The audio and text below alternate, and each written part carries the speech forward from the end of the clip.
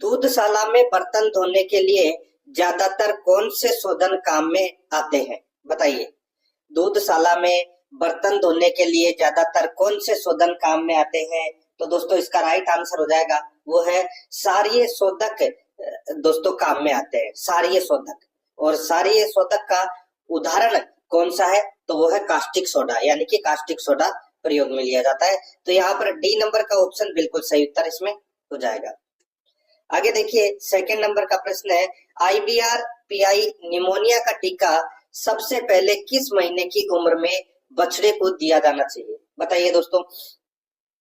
ये बछड़े के निमोनिया में दोस्तों ये टीका है वो लगाया जाता है और ये दोस्तों 4 महीने के उम्र में लगाया जाता है। यहाँ पर बी नंबर का जो ऑप्शन है वो इसका बिल्कुल सही उत्तर इसमें हो जाएगा, याद रखना। ठीक है, आगे देखिए यहाँ पे 3 नंबर का प्रश्न है, बछड़े को अपनी माँ के साथ पालना क्या कहलाता है? बछड़े को अपनी माँ के साथ पालना क्या कहलाता है? दोस्तों उसको बोलते हैं संकलिन प्राकृतिक विधि। संकलिन प्राकृतिक विधि कहते हैं उसे। यहाँ पर सी नंबर का ऑप्शन बिल्कुल सही उत्तर हो जाएगा। इसमें बछड़े को अपनी माँ के साथ ही पाला जाता है और उसका ही दूध है वो पिलाया जाता है। यहाँ पर सी नंबर ऑप्शन बिल्कुल सही। 4 नंबर का प्रश्न इसमें देखिए, 16 डिग्री सेल्सियस पर सामान्य संपूर्ण दूध का औसत विशिष्ट गुरुत्व क्या है? बताइए दोस्तों। 16 डिग्री सेल्सियस पर सामान्य संपूर्ण दूध का औसत विशिष्ट गुरुत्व क्या है? तो दोस्तों वो है इसमें कौन सा?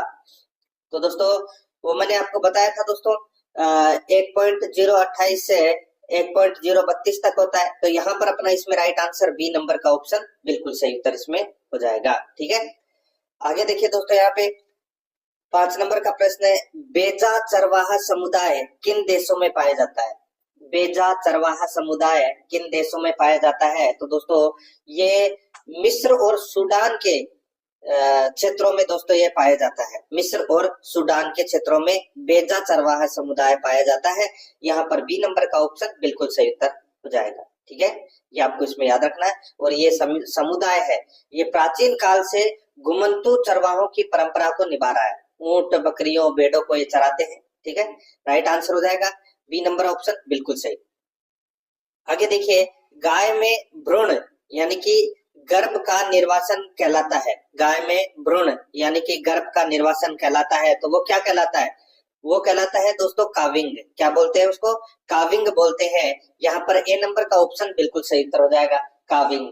ठीक है, आगे देखिए यहाँ पे 7 नंबर का प्रश्न है, किस नस्ल के सींग की विशेषताओं में दराती सींग, सुडौल, थुतुन व चमकदार आंखें शामिल है? बताइए। बताइए दोस्तों, किस नस्ल के सींग की विशेषताओं में दराती सींग, सुडौल, थुतुन व चमकदार आंखें शामिल हैं? राइट आंसर हो जाएगा दोस्तों। यहाँ पर बात हो रही है सूरती नस्ल की भैंस की। तो यहाँ पर सी नंबर का ऑप्शन बिल्कुल सही उत्तर हो जाएगा। दोस्तों सूरती नस्ल की जो भैंस है वो मध्यम आकार की दोस्तों सिर इसका चौड़ा होता है, गोलाकार आंखें चमकदार होती है, सींग लंबे होते हैं, चौड़े होते हैं। ठीक है, तो सुडौल होता है। तो यहाँ पर अपना इसमें राइट आंसर क्या हो जाएगा? वो है बी नंबर ऑप्शन बिल्कुल सही। आगे देखिए यहाँ पे, दूध के निम्न उत्पादों में से कौन से उत्पाद में वसा की मात्रा सर्वाधिक पाई जाती है? बताइए कौन से उत्पादों में से वसा की मात्रा सर्वाधिक पाई जाती है? वो अपने को यहाँ पर बताना है। तो दोस्तों देखिए इसमें वसा की मात्रा सर्वाधिक है वो दोस्तों किस में पाई जाती है? वो यहाँ पर बताना है अपने को। तो इसमें देखिए घी के अंदर दोस्तों वसा की मात्रा है वो सर्वाधिक पाई जाती है। तो यहाँ पर अपना इसमें राइट आंसर क्या हो जाएगा? बी नंबर ऑप्शन बिल्कुल सही। आगे देखिए, पशु के एक निश्चित भाग को प्रभावित करने वाले रोग होते हैं। पशु के एक निश्चित भाग को प्रभावित करने वाले रोग होते हैं। तो वो रोग कौन से होते हैं? दोस्तों वे रोग होते हैं स्थानीय रोग। कौन से? स्थानीय रोग। यहाँ पर बी नंबर का ऑप्शन राइट आंसर हो जाएगा। वे रोग जो एक समय में पशु के किसी खास भाग को प्रभावित करते हैं वो स्थानीय रोग कहलाते हैं, जैसे कि हार्निया, थनेला। ठीक है, तो ये उदाहरण है इसके। यहाँ पर बी नंबर ऑप्शन बिल्कुल सही। 10 नंबर का प्रश्न इसमें देखिए, मुर्गी की कौन सी नस्ल असील व मलाय गेम के संक्रमण से उत्पन्न मानी जाती है? मुर्गी की कौन सी नस्ल असील व मलाय गेम के संक्रमण से उत्पन्न मानी जाती है? दोस्तों इसका जो राइट आंसर हो जाएगा वो है इसमें कौन सी, तो वो है रेड कॉर्निश मुर्गी। रेड कॉर्निश मुर्गी, यहाँ पर ए नंबर का ऑप्शन बिल्कुल सही उत्तर हो जाएगा। और ये रेड कॉर्निश मुर्गी है, ये इंग्लैंड में विकसित संकर नस्ल है, ये आपको इसमें याद रखना है। और ये असील व मलाय गेम नस्लों के संकरण से विकसित हुई है, ये रेड कॉर्निश मुर्गी, याद रखना। ठीक है, कहाँ की है ये इंग्लैंड की विकसित नस्ल है दोस्तों। तो यहाँ पर ए नंबर ऑप्शन बिल्कुल सही।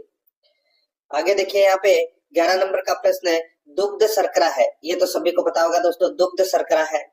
तो इसका राइट आंसर हो जाएगा वो है दुग्ध में दोस्तों लैक्टोज शर्करा पाई जाती है, यहाँ पर बी नंबर का ऑप्शन बिल्कुल सही उत्तर। नेक्स्ट आगे देखिए 12 नंबर का प्रश्न है, गाय व भैंस के गर्भित करने की प्रचलित विधि क्या है? गाय व भैंस को गर्भित करने की जो प्रचलित विधि है वो कौन सी है? तो वो है दोस्तों रेक्टोवेजाइनल विधि। कौन सी? रेक्टोवेजाइनल विधि। राइट आंसर क्या हो जाएगा इसमें? ये नंबर का ऑप्शन बिल्कुल सही उत्तर हो जाएगा। ये जैसे कि ये कृत्रिम विधि है, आप सभी को पता होगा, जैसे कि इसमें एक हाथ है वो मलद्वार में डालकर गर्भाशय गिरवा के बाहर से पकड़कर दोस्तों दूसरे हाथ से वो अपन एक सुई सी होती है, ठीक है, सुई भी नहीं होती, एक पाइप सा होता है कांच का सा, ठीक है, उसको दोस्तों वो इंजेक्शन के थ्रू उसमें डाल देते हैं। ठीक है, तो यहाँ पर अपना पिचकारी के थ्रू, तो यहाँ पर अपना इसमें राइट आंसर हो जाएगा रेक्टोवेजाइनल। आगे देखिए 13 नंबर का प्रश्न है, शरीर पर सफेद एवं लाल रंग के लंबे व चमकदार बाल किस नस्ल की बकरी की विशेषता है? बताइए दोस्तों, शरीर पर सफेद और लाल रंग के लंबे और चमकदार बाल है किस नस्ल की बकरी की विशेषता है? तो दोस्तों ये जमुनापरी, ठीक है, जमुनापरी नस्ल की दोस्तों ये क्या है विशेषता है, यहाँ पर बी नंबर का ऑप्शन बिल्कुल सही उत्तर इसमें हो जाएगा। और ये दोस्तों उत्तर प्रदेश के इटावा जिले में पाई जाती है। ठीक है, तो यहाँ पर अपना इसमें बी नंबर का ऑप्शन बिल्कुल सही उत्तर हो जाएगा। आगे देखिए बीटल नस्ल है, बताइए दोस्तों, ये बीटल नस्ल है, तो ये किसकी नस्ल है? ये तो सभी को पता होगा दोस्तों, बीटल है ये बकरी की नस्ल है, बकरी की नस्ल है दोस्तों। ए नंबर का जो ऑप्शन है वो इसका बिल्कुल सही। और इसका जो उत्पत्ति स्थान है वो दोस्तों पंजाब के गुरदासपुर से इसका उत्पत्ति स्थान है वो माना जाता है। और ये बीटल बकरी है, ये सेम टू सेम दोस्तों जमुनापुरी नस्ल की बकरी से मिलती जुलती ही होती है। ए नंबर का ऑप्शन बिल्कुल सही। आगे देखिए मासाई का अर्थ क्या है? मासाई, मासाई किसको बोलते हैं? ये दोस्तों एक चरवाहा समुदाय है अफ्रीका का। ठीक है, तो यहाँ पर इसका अर्थ होता है मेरे लोग, इसका अर्थ क्या होता है? मेरे लोग। तो इसका right answer B number option बिल्कुल सही।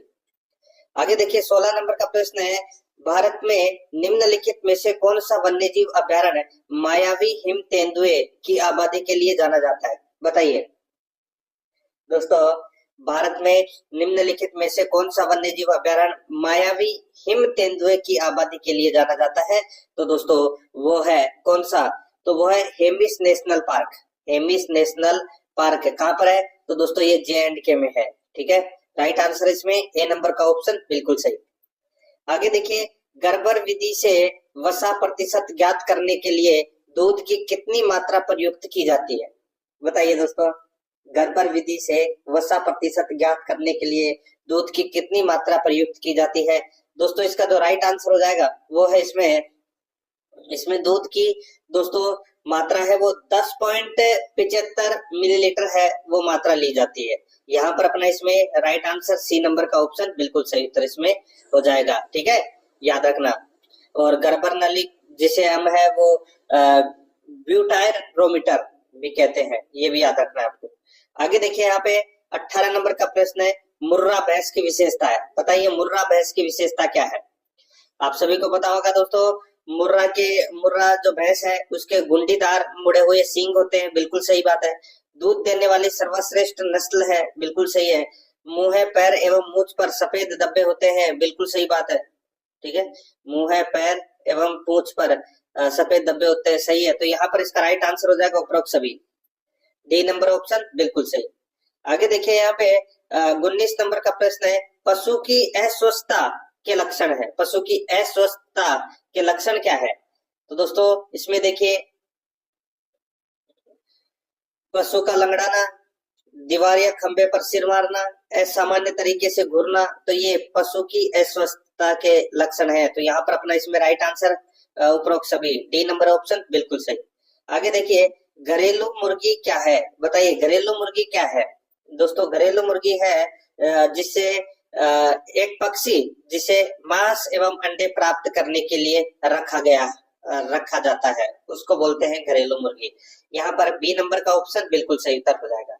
आगे देखिए, गर्भावधि में बछड़ा देने के 15 दिन पहले के अनुमानित समय को क्या कहते हैं? गर्भावधि में बछड़ा देने के 15 दिन पहले के अनुमानित समय को क्या कहते हैं? दोस्तों उसको बोलते हैं क्या? उसको बोलते हैं दोस्तों डाउन कवर कहते हैं उसे। क्या बोलते हैं? Down cover. तो यहाँ पर अपना इसमें right answer C number option हो जाएगा, डाउन कवर। ठीक है, याद रखना। आगे देखिए दोस्तों, यहाँ पे 22 नंबर का प्रश्न है। इसमें देखिए, कौन सी भैंस के सींग छोटे व जलेबी आकार के मुड़े हुए होते हैं? बताइए कौन सी भैंस के सींग जलेबी आकार के मुड़े हुए और छोटे सींग होते हैं? तो इसका राइट आंसर हो जाएगा, वो है दोस्तों खुंडी नस्ल, यानी कि यहाँ पर बात हो रही है मुर्रा नस्ल की भैंस की। तो यहाँ पर अपना इसमें राइट आंसर क्या हो जाएगा? वो है सी नंबर का ऑप्शन बिल्कुल सही। 23 नंबर का प्रश्न, इसमें देखिए, निम्नलिखित में से कौन सा भारत में वन संरक्षण का प्राथमिक उद्देश्य नहीं है? वन संरक्षण का प्राथमिक उद्देश्य कौन सा नहीं है, वो अपने को यहाँ पर बताना है। दोस्तों देखिए, जैव विविधता संरक्षण है, ये उद्देश्य है। औद्योगिकरण को बढ़ावा देना, ये उद्देश्य नहीं है। मृदा एवं जल संरक्षण है, और जलवायु विनियमन, ये भी दोस्तों इसका उद्देश्य है। तो यहाँ पर अपना बी नंबर का ऑप्शन बिल्कुल सही उत्तर हो जाएगा। आगे देखिए, 24 नंबर का प्रश्न है, खीस क्या है? दोस्तों खीस क्या है? तो दोस्तों जो मादा द्वारा बच्चों को तुरंत ब्याने के बाद जो दूध पिलाया जाता है या गाढ़ा दूध होता है, ठीक है, उसको बोलते हैं दोस्तों खीस। ये तो सभी को पता होगा। तो यहाँ पर अपना इसमें राइट आंसर क्या हो जाएगा? वो है मादा द्वारा बच्चा देने के बाद प्रथम बार निकाला गया दूध है, वो खीस कहलाता है। तो यहाँ पर अपना इसमें ए नंबर का जो ऑप्शन है वो इसका बिल्कुल सही उत्तर हो जाएगा, याद रखना। ठीक है, आगे देखिए दोस्तों, यहाँ पे 25 नंबर का प्रश्न है, ब्रीडिंग मैनेजमेंट के अंतर्गत सम्मिलित है। ब्रीडिंग मैनेजमेंट के अंतर्गत सम्मिलित है, तो क्या सम्मिलित है? दोस्तों यहाँ पर देखिए, इसमें उचित विधि द्वारा ज्ञापन कराना, प्रजनन से संबंधित समस्याओं का समाधान करना, उचित समय पर ज्ञापन कराना। तो दोस्तों ये सभी क्या है? तो ये ब्रीडिंग मैनेजमेंट के अंतर्गत सम्मिलित है। तो इसका राइट आंसर हो जाएगा उपरोक्त सभी, डी नंबर का ऑप्शन बिल्कुल सही। 26 नंबर का प्रश्न है, इसमें देखिए, अंडे में वायु स्थान का क्या कार्य है? बताइए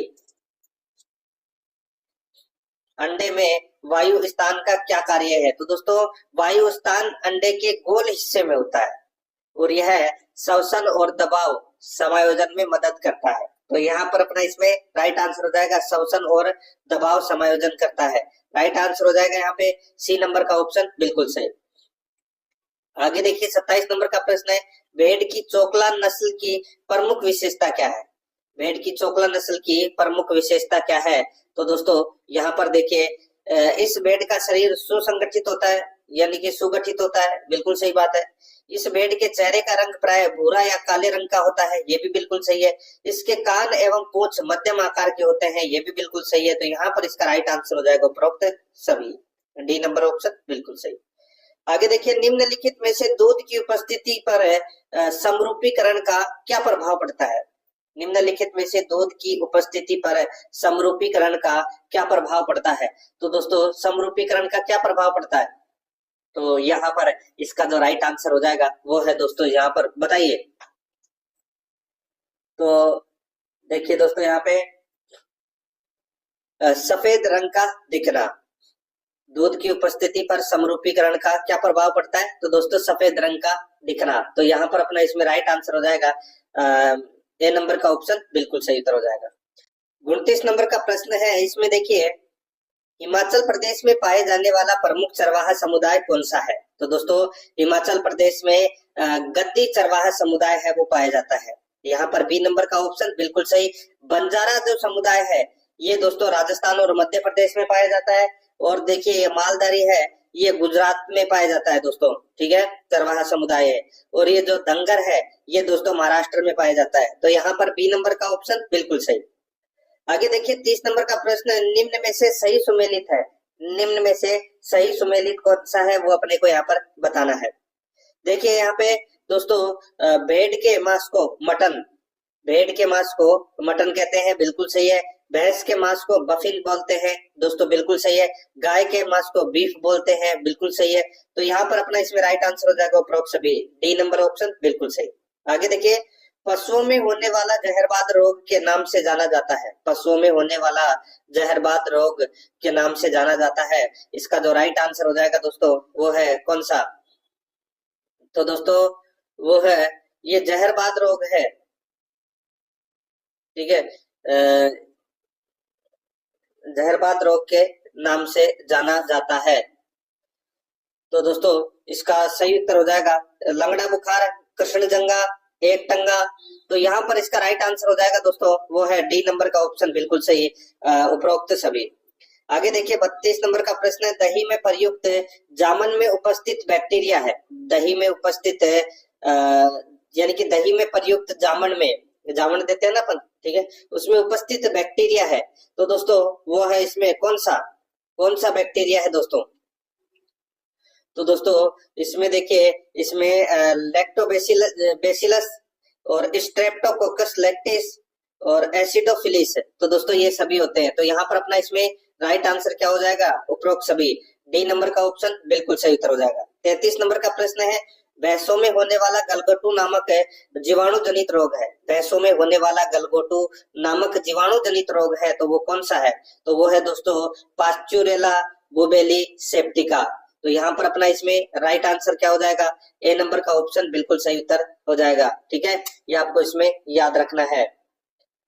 आगे देखिए दोस्तों यहाँ पे 34 नंबर का प्रश्न है, पशुओं में होने वाला खुरपका मुंहपका रोग से बचाव हेतु प्रयुक्त वैक्सीन है, तो वो कौन सी है? बताइए दोस्तों, खुरपका मुंहपका में प्रयुक्त वैक्सीन है वो कौन सी है? तो दोस्तों वो वैक्सीन है कौन सी? FMD vaccine, FMD vaccine. तो यहाँ पर अपना इसमें सी नंबर का ऑप्शन राइट आंसर हो जाएगा इसमें। आगे देखिए दोस्तों यहाँ पे 35 नंबर का प्रश्न है, पशुओं में होने वाले या पशुओं में होने वाला एंथ्रेक्स रोग किस रोग कारक के कारण होता है? बताइए एंथ्रेक्स रोग किस रोग के कारण होता है? इसका जो राइट आंसर हो जाएगा दोस्तों ये होता है किसके कारण? तो ये बेसिलस एंथ्रेसिस के कारण होता है दोस्तों। राइट आंसर यहाँ पे बी नंबर का ऑप्शन बिल्कुल सही उत्तर हो जाएगा, ठीक है, याद रखना। और दोस्तों ये एक जेनेटिक बीमारी है जो पशुओं से मनुष्य में